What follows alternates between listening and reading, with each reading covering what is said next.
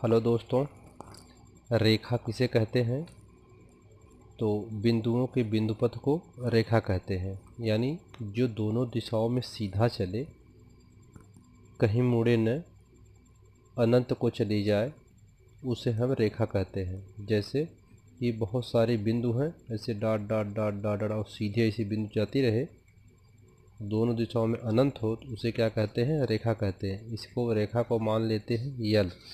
तो जहाँ यल एक रेखा है, तो रेखा की परिभाषा हुई।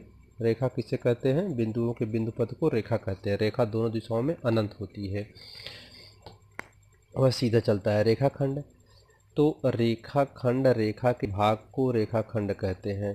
तो जैसे सपोज करिए हमारे पास एक रेखा है, यल है।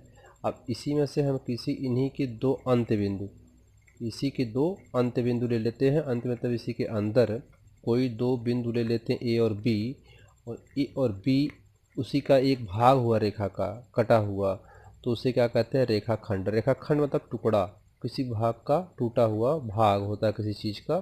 तो जहाँ ए बी क्या है? ए बी रेखाखंड है।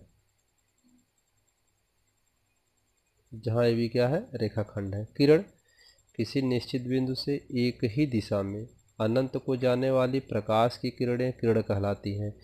किरण एक जैसे सूर्य की किरण होती है, तो एक ही स्थान से निकलती है और एक ही दिशा में अनंत चली जाती है।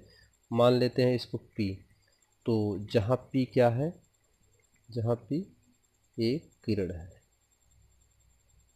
तो किरण कैसे पहचानेंगे? एक निश्चित बिंदु से एक ही और अनंत को जाने वाली जो प्रकाश की किरणें होती हैं वो किरण कहलाती हैं। समांतर रेखा, तो रेखा हम पढ़े हैं, तो ऐसे बहुत सारी रेखाएं हैं। ऐसे बहुत सारी रेखाएं हो जाए दोनों दिशाओं में, ऐसे बहुत सारी रेखाएं हैं।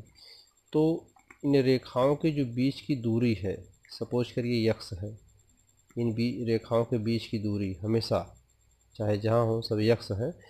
तो अगर इनके बीच की दूरी हमेशा कांस्टेंट होगी, स्थिर होगी, नियत होगी, तो वह समांतर रेखा कहलाएगा। तो सपोज करिए यह यल है, यम है, यन है, ये पी है।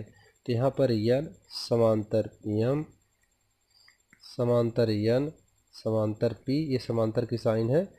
तो एक दूसरे की ये क्या है? सब समांतर है। तो ये सब यल यम यन क्या है? समांतर रेखा कहलाती है। तो जहाँ यल यम यन तथा पी समांतर रेखा है। धन्यवाद दोस्तों।